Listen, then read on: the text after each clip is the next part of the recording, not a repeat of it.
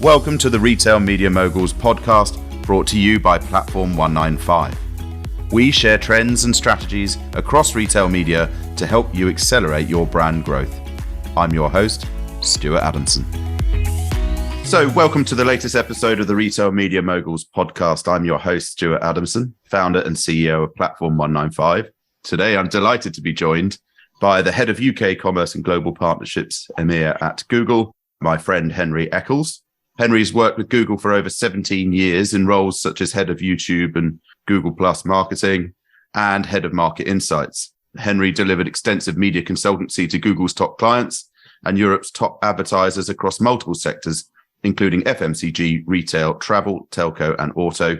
Henry also designed, built, and launched large-scale research platforms across France, Spain, and Italy, allowing for lower cost and faster turnaround reporting on advertising effectiveness. Henry, welcome to the podcast. Hi, Stuart. Good to see you. Good to see you too. Look, thanks for coming on. I think you and I go back quite a long way, actually. I think we've been banging the drum for retail media for probably the best part of 10 years, certainly in the sort of UK and European markets.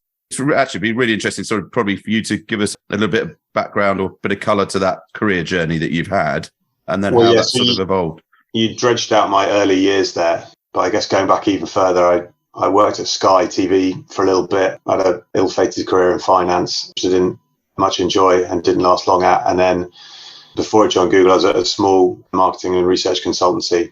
And then, I was 7 years in our Google marketing organization, doing various roles from our market insights team to some of our consumer products, Google Plus and YouTube you mentioned. And then I joined our partnerships team in 2014, looking after commerce media owners. And more latterly, I now look after not just commerce, but also our largest UK news media organizations as well. Yeah. And I think we probably met in about 2016 or something when I was transforming the brochure contributions that Thomas Cook was getting. So the legacy sort of brochure catalog model. That's where we sort of architected. I think we shifted out of Turn, I think we were using back then for our audience extension, our Thomas Cook audience product. And then obviously we then got thrown this hot potato of how to transform the brochures. And that's where we got our heads together, didn't we? And worked out how we were going to make that. Yeah, I think you were an interesting one because I think you were, as you say, you were using Turn. And my view was that you needed to use Google Ad Manager, obviously.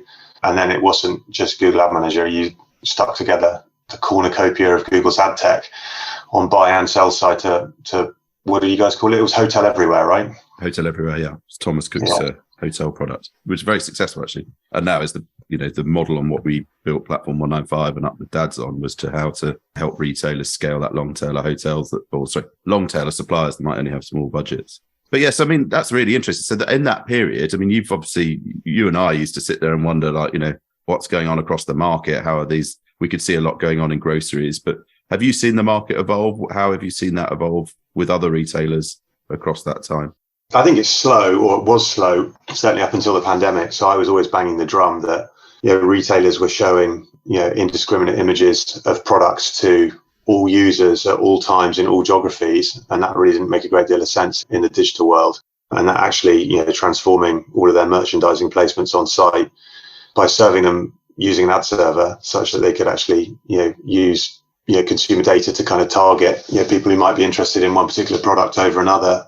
It was mind-boggling to me that the retailers were so behind, was so advanced in how they did marketing and how quickly they'd adopted digital marketing to market their own wares to consumers, but I had kind of almost sort of neglected the fact that they had retail.com domains, which were in of themselves media properties, and they were monetizing them, but they were monetizing them via kind of traditional analog trade marketing value exchanges rather than actually having a media model, because ultimately they weren't just selling carrots or toasters, they were selling eyeballs and audiences. But they were very slow, I think, to kind of adopt that mindset. And it wasn't probably until the start of the pandemic when obviously there was a huge shift in consumer behavior, because obviously everyone was buying everything online at that point. So it was obviously a huge kind of shot in the arm for e-commerce more generally. And then with that came also GDPR, cookie deprecation, and understanding that actually first party data and specifically sales data that retailers own is ultimately the currency upon which media is bought, sold and traded. So I think we're now starting to see post pandemic with the demise of third party cookies and the ability to track cross site, has really kind of accelerated and sharpened the minds of, of everyone within the retail sector. And that's obviously all been galvanized by, I guess, Amazon, who are the original gangster here, who sort of quietly trotted out, a media business that's, 35 million or 35 billion plus, a year. So I think it's made everyone sort of sit up and watch, look and listen. And now there seems to be something of an arms race to, monetize their or, transform their legacy trade marketing contributions from suppliers and make that kind of fit for the digital age. And how is that going, do you think? Are they managing to do that? Are they seeing it, getting it? Well, so I think certainly most of the retailers that I speak to are very much kind of on the early steps of their journey. I think they are getting it. I think the biggest thing that all of the retailers have struggled with is ultimately the skill set required to kind of, stand these types of businesses up inside of, a retail business. Retailers are generally, merchandising teams, buying teams, as I say, like they're not necessarily media professionals. So finding, media professionals that work or that, are fully embedded with a retailer, that's really about importing those skill sets and bringing in, that know-how and knowledge and experience from elsewhere. I think you're seeing like a large amount of hiring in the space as well, right? You'll see retailers, are essentially creating media group operations within their businesses and starting to create sort of governance around, like, obviously what that retail media team, can do, how they work, cross-functionally with, the security teams, the e-com teams, the marketing teams, the buying teams, to put together a proposition that, is hopefully incremental for them as a retailer and drives additional value to, to their supplier base, all at the same time as, making sure that they're offering a customer experience that, is better than, what they've been offering previously. Yeah. And what sectors do you think are doing well in this now? Is it still groceries leading the way? I think the original early adopters were travel, and I'm always kind of flabbergasted when I go and talk to retailers and say, look, why aren't you looking at Expedia and, Booking and Kayak and Skyscanner and, all of the travel companies, because, they were very quick to understand that, offering kind of marketing services to airlines and hotels and car hire companies, when travel essentially stopped being a sort of omni-channel type activity. I don't know when the last time anyone had an aeroplane ticket. It's very much, a QR code or a digital boarding pass now. It's been a virtual product for a long, long time. So I think the travel sector, probably by virtue of the fact that, margins within flights especially is, super tight, were the early adopters here.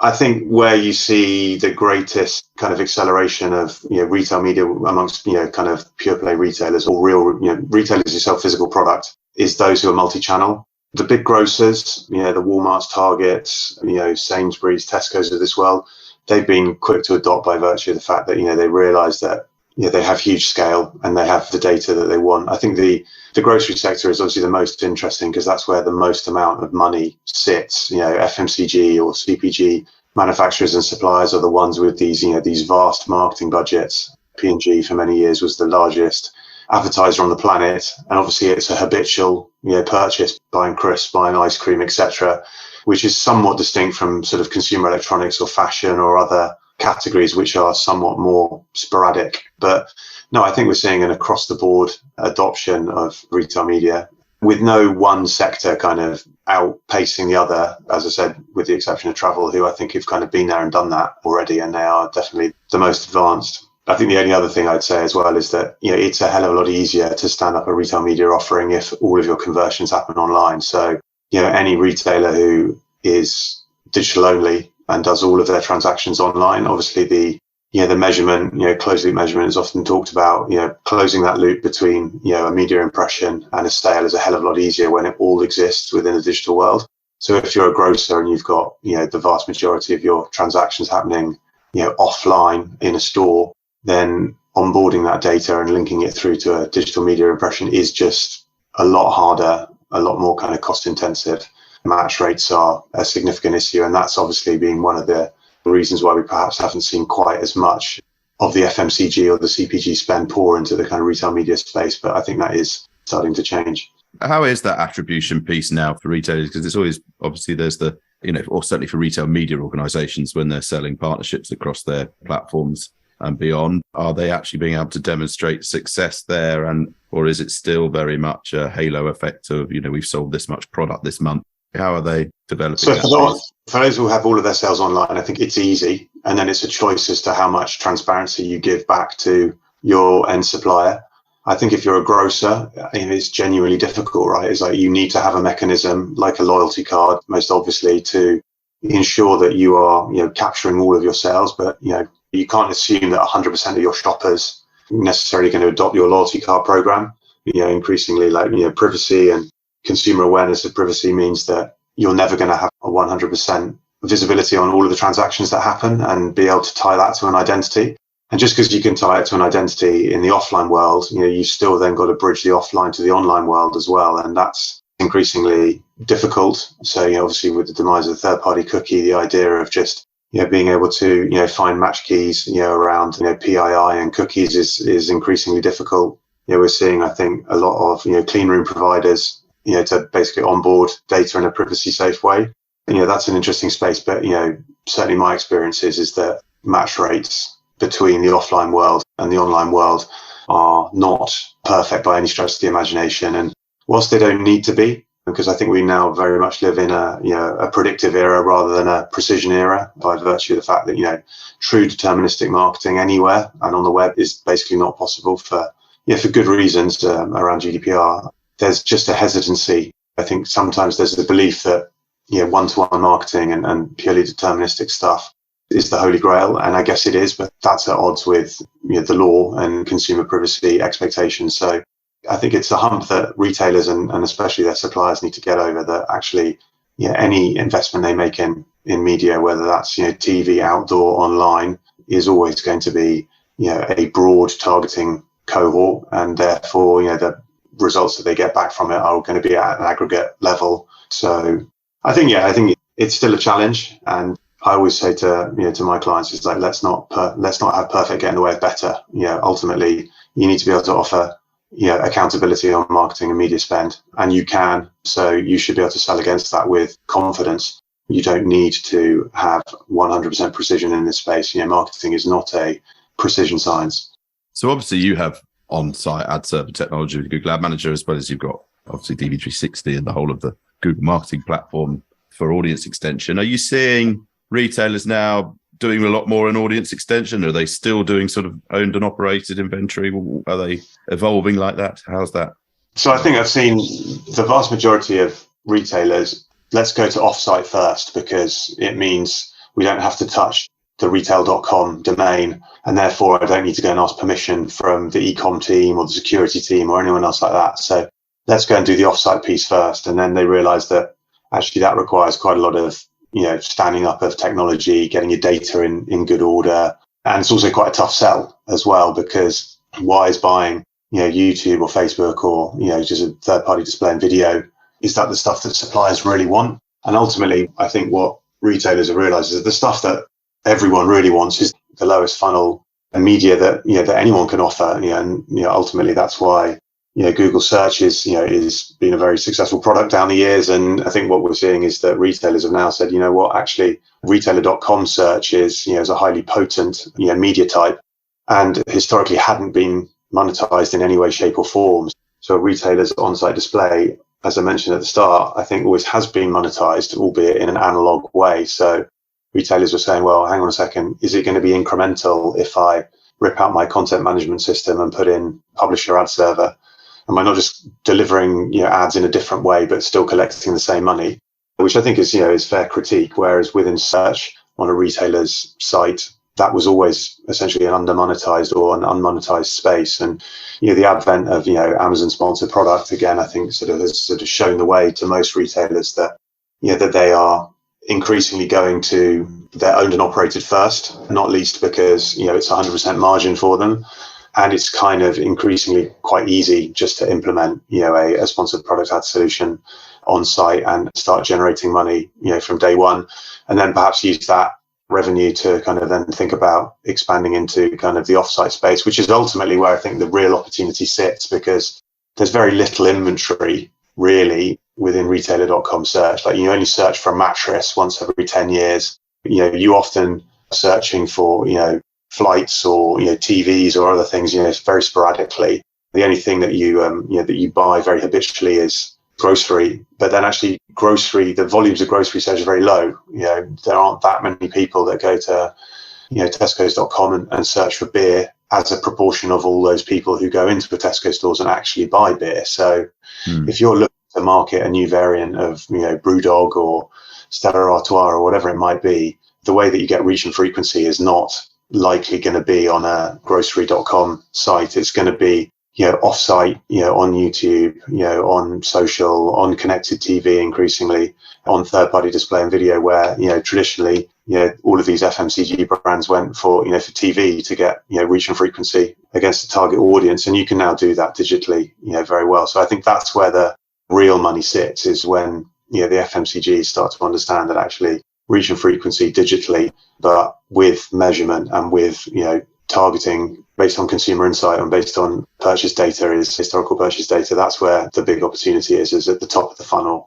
But yeah, what we see, I guess, initially at the start of this kind of movement is retailers looking to kind of fill the bottom of the funnel, which is understandable. Yeah, and obviously you've had your own journey with the Google tech. Obviously the sponsored listing product now sort of stood down, but obviously you've still got Google Ad Manager that can deliver on site. What's the Google view at the moment around retail media tech? So, obviously we have a huge number of various technologies for on-site ad manager, as you mentioned, and then we have all of our off-site buying technologies, DV360, Google Ads, Advertiser Ad Server, and Campaign Manager. I think really the interesting place is really around all of the data and how you house your data and how you curate your data, both for targeting and for measurement. So we're seeing, increasingly, not just retail media clients, but all of our clients, adopting, BigQuery and cloud, customer databases, customer data platforms, and making their data as usable as possible, trying as much as possible to having a single view of the customer to ultimately drive the right message to the right user at the right time. Obviously AI, is a hot topic at the moment, but, being able to, have all of your data and use, artificial intelligence and machine learning to help both with, what creative to show a user, and sort of the predictive nature, that you can harness from all of our AI tools that, can sit, across all of your data, I think is ultimately where we're seeing, a lot of innovation and lots of really exciting stuff. And it's definitely, coming back to my point around being, predictive rather than precision. I think, that's where we're seeing a lot of clients kind of really put a lot of investment in that, because that's not just for their retail media, if they have a bank of suppliers, but actually increasingly, as I mentioned at the start, many of these retailers are very, very sophisticated advertisers. So, we're starting to see, the coming together of, the advertising brain within a retail organization and the sort of retail media or partnership side of the retailer, starting to share expertise, share tech, and ultimately, it is just one data source that they're working off. So, obviously we've got the removal of cookies in, I think it's probably a year, unless you push it back again. When is it now? April next year is the second half 2024, I believe, is the... So May, June next year. What impact do you think that's going to have across the board here? And is it going to push Google into a sort of primary position with all the other tech you've got, or is it going to have a huge impact on your business and others?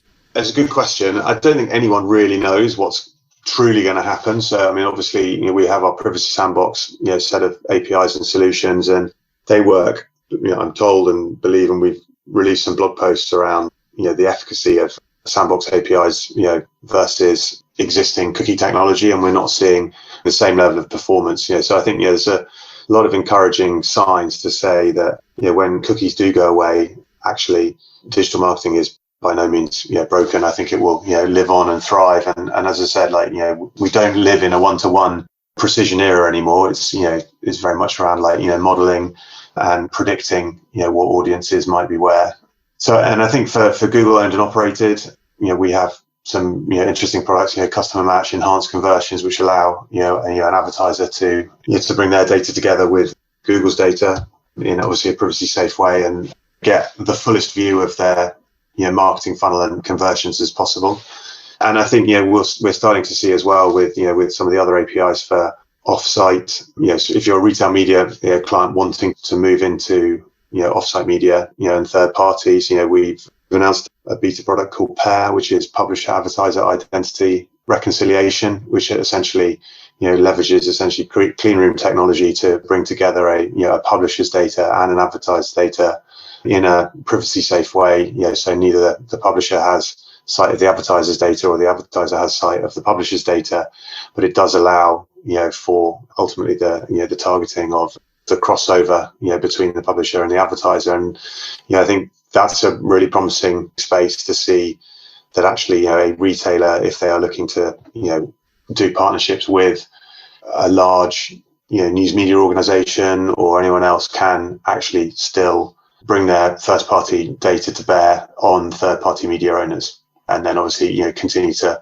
track that all the way through to the conversion as those users click and move through to the retailer site and hopefully convert. And did you say that's live now, or that's in beta? It's in beta, yeah. So I think we have a blog post out about PAIR, publisher advertiser identity reconciliation. So that's interesting, and I think you'll see a lot more in the space, both from Google, but obviously there are sort of concerted industry-wide efforts, obviously, to ensure that the cookie deprecation, which is obviously, as you say, for the end of second half of next year, will mean that the business can continue as usual. It's always I think being the Google view that actually it doesn't. Obviously, there's a lot of eyeballs on privacy sandbox and obviously what's happening with cookie deprecation, and rightly so. But ultimately, as a lay person, or as a if you're a small business or any marketer, you shouldn't really necessarily need to know the ins and outs of how it all works. It should just work. And so I think that's the aim and ambition that we have, is that it will just continue to work, and that the methodologies behind how it works, they are complicated, but at the same time, obviously they will uphold all of the the stringent privacy laws and best practice. So I think it's going to be an interesting time. How it all plays out is, I think, remains to be seen. It's going to be really interesting to see how retailers adapt and what they do, and also what do the publishers do as well, what do the content owners do. We're seeing some interesting partnerships between Sky, ITV, Channel 4 with retailers as well around connected TV inventory. So I think it'd be interesting to see some of the large kind of broadcast reach type news and content publishers also thinking about how they can partner up with retailers to ensure that that there's a good advertising canvas for the retail media beyond the retailer.com. I mean, it's going to be really exciting how this whole data clean room thing evolves over the next sort of probably 3 to 6 months, really.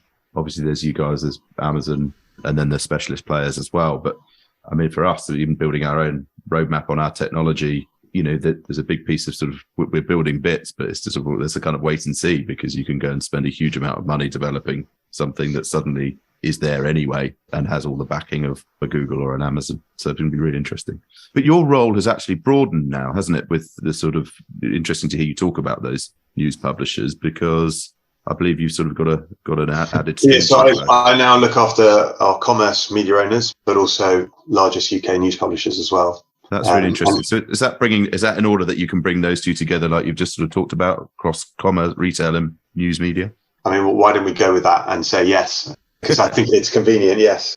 I think, Google, we're redesigning, our and it's the one thing that since I joined in 2006, like, change has been a constant. So you always have to be flexible and nimble working at Google. And I guess when I was given the opportunity to look after, some of our, largest content and media owners in the UK, because I jumped at the chance. I think there is a great synergy between, as I say, like The Guardian, who've got, huge, reach, not just here in the UK, but also, internationally, the same for, the Daily Mail and the Sun and, many of our kind of like UK news titles, and they are, that's premium brand safe inventory. And if you're Unilever or Procter & Gamble, you shouldn't have any problem advertising on any of those sites. And obviously, if you can do that in collaboration, with a retailer's first party data, then actually that's a great advertising canvas or surface for, for your brand. So actually, I think, there is a natural synergy between, the large kind of, high reach content owners, news owners in the UK and retail media. Yeah, there's premium inventory, premium sites, brand safe and all those great things. So how is the relationship though with Google with these news sites? Obviously, there's been a history of some war of words, I suppose, for want of a better expression. I mean, how is that relationship now? Well, certainly all of my clients are absolutely delightful, and they're very lent into Google, and obviously the relationship and the partnership that we have. I'd like to think that we continue to challenge them on how we can help them ultimately drive more yield from their inventory. yes, obviously there is a dynamic between the news industry in the UK and the technology platforms. I think that goes without saying. But yeah, no, broadly speaking, there's a very positive relationship that we have with all of our news publishers. And as I say, I think there's a huge amount of opportunity. As the world has evolved, there's a real requirement and need for good authoritative news journalism, not just here in the UK but everywhere. And as you say, from an advertising standpoint, all of the aforementioned partners work hard on their editorial, and they've got great content. They are there to deliver that great content to their users. A lot of it is ad supported if it's not behind a paywall, and those are great advertising surfaces for any advertiser. And I think we're seeing a really good evolution of we're not just stuck in the sort of 300 by 250 world of just sort of vanilla banners anymore. There's a lot of innovation in terms of video and rich media. So I think it's an exciting space. And and again, with the pandemic, there's been more eyeballs on digital news than there's ever been. So I think it's an exciting space. And as that evolves out into audio and video as well, I think there's still a long way to go before you hit anything that even looks close to a ceiling in terms of opportunity. Well, look, I think we're sort of close to time, but it's been absolutely brilliant insight into your world. Really useful, I think, for people to hear how the tech's evolving. Let's say, given your experience across the market and all those retailers and all those years, if you were going to give a bit of advice to somebody setting out on their retail media journey today, what would you advise them? I mentioned it earlier. I think don't be obsessed with retailer.com inventory. Yes, it's important. Yes, it's possibly a good place to start. It's not the only place to start, but if you think about the supplier budgets that you're bringing in, and what does that supplier really want to do? They want to acquire new customers. They want to reinvigorate lapsed customers, possibly. And yes, you can do some of those things on your own retailer.com, but actually I think it's about making sure that you're helping your suppliers' advertising or messages show up, at all stages of the customer journey. And ultimately, if it's around traffic acquisition, it's about net new customers or winning market share, then you really need to be working the top of the funnel just as hard as you are the bottom of the funnel. So whilst absolutely on-site search and on-site display are going to be absolutely key channels for any retailer, they are very much kind of the bottom of the funnel. That's when the customer has already decided that they want to possibly shop with you as a retailer. But ultimately, the solutions that I think are really going to be incremental for the supplier base is making sure that those messages are out there on the broader upper funnel media. So YouTube and socials and third-party display and video, connected TV, even Google search and shopping, where they haven't decided where they're going to be shopping from. So I think that would be my advice: is don't obsess about on-site search or on-site display. Obsess about the whole funnel and think about the full customer journey, not just the bit that's closest to the point of conversion. Yeah, and I totally concur with that. Look, Henry, I won't take up any more of your time, but just to say a massive thank you for taking the time. As I said, it's been a brilliant insight into your world. What I often ask, but not always, but often ask, and definitely ask you, is whether you'll come back and join us again in, let's say, 6 months' time and see how things have evolved, because it'd be really interesting to see how you guys have evolved pair and and what else is happening in the space. But yeah, as a final, first question is, will you? Yeah, happy to. Great. And as I said, final, very big thank you to you for taking the time. As I said, it's been a brilliant insight. So, and hopefully we'll get to see you again soon. Cheers, yeah. Thanks, Henry. The Retail Media Moguls podcast is brought to you by Platform 195. To learn more about Platform 195 and how to connect retail media with intelligent marketing to accelerate growth, visit platform195.com. And then make sure to search for Retail Media Moguls in Apple Podcasts, Spotify and Google Podcasts, or anywhere else podcasts are found.